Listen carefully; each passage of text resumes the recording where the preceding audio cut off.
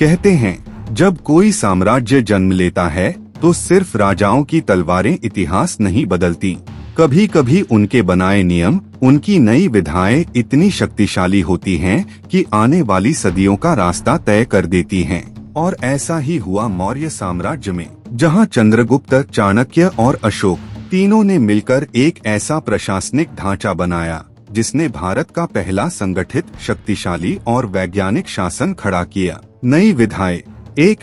केंद्रीकृत शासन, centralised power. पहली बार पूरा शासन एक केंद्र से नियंत्रित हुआ।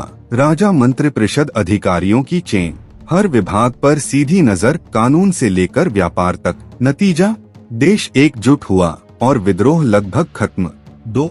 दंडनीति और विधि व्यवस्था।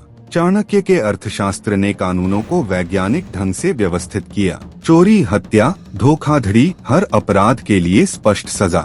इससे नागरिकों में भरोसा बढ़ा और अशांति कम हुई। 3. राजस्व और कर व्यवस्था, टैक्स सिस्टम।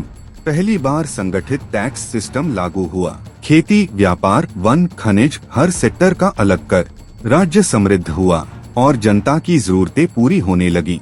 4. जासूसी तंत्र, स्पाई नेटवर्क।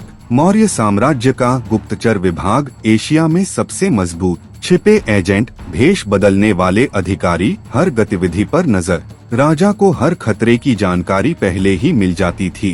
5. सार्वजनिक कल्याण, पब्लिक वेलफेयर लॉज। अशोक के समय सड़कों के किनारे कुएं, विश्राम गृह, औषधालय, पशु चिकित्सालय। जनता पहली बार कल्याणकारी राज्य महसूस करने लगी।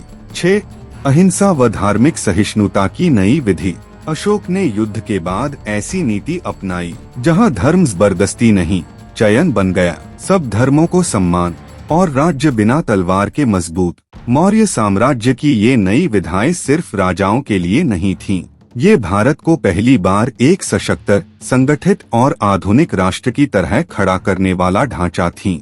आज भी हमारे प्रशासन, पुलिस, टैक्स, विदेश नीति और कल्याणकारी राज्य में मौर्यों की वो छाप साफ दिखाई देती है, क्योंकि कुछ नियम राजाओं के साथ नहीं मरते, इतिहास को दिशा देते हैं।